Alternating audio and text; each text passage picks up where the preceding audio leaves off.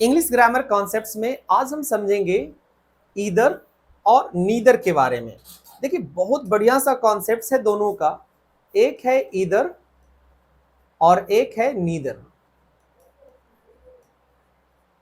Either और neither जब हमें ये सामने आता है तो इसका दोनों तरीके से, whether we are talking in like grammar sections और whether we are talking for speaking section, तो स्पीकिंग और ग्रामर दोनों वे में आपको बेहतर तरीके से समझ में आएगा।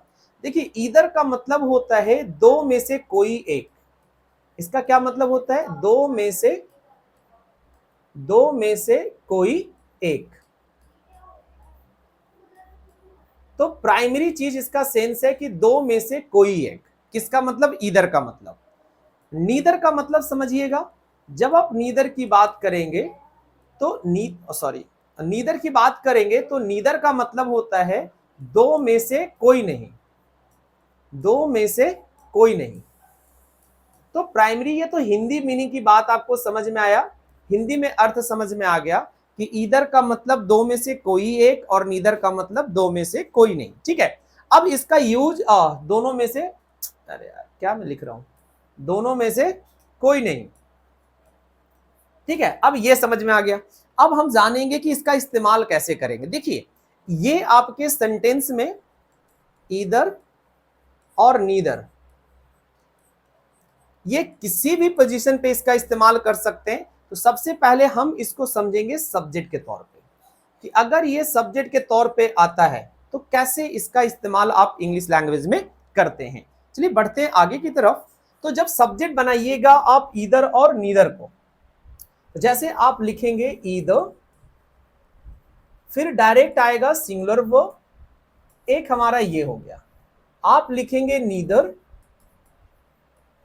और इसके साथ जाएगा सिंगुलर वर्ब।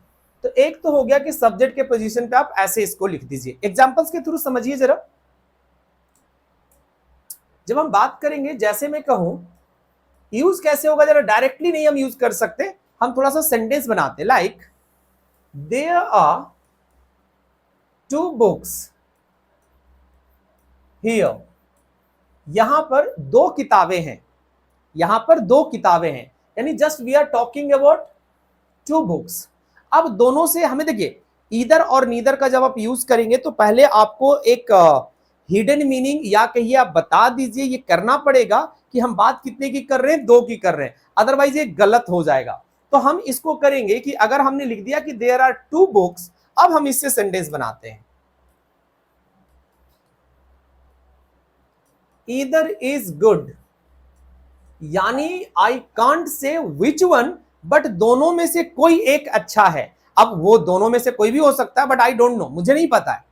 अगर हम इसको नेगेटिव में लेके जाएंगे तो नेगेटिव हमारा बनेगा neither is good, neither is good. अब हो गया कि दोनों में से कोई अच्छा नहीं। भाई मैंने दोनों पढ़ लिया है, दोनों में से कोई अच्छा नहीं है। तो ये सेंस बना कि आप बस इतना जानते कि दो किताबें हैं, आपने शायद पढ़ा नहीं है, या आपने पढ़ा तो आपको इक्वली गुड लगा तो आप किसी को बता रहे हो यार इधर इज गुड, दोनों में से कोई अच्छा है। आपको जो लगे आप वो लेके जाइए। और या तो आप पूरी तरीके से पढ़ चुके और आपको बिल्कुल पसंद नहीं आया तो आप कहते हैं नीदर इज गुड। तो अब एक तरीका हो गया कि ऑलरेडी हमने बुक मेंशन कर दिया था, लेकिन जब इसको दूसरे तरीके से यूज करेंगे तो कैसा यूज होगा जरा उसको समझिएगा। अगला यूज है कि आप ईदर के साथ सिंगुलर काउंटेबल नाउन लिखेंगे और साथ में सिंगुलर वर्ब लिखेंगे। देखिए वर्ब का ध्यान जरूर रखिएगा क्योंकि गलती हम वर्ब में ही करते हैं। और इसी तरीके से आप नीदर के साथ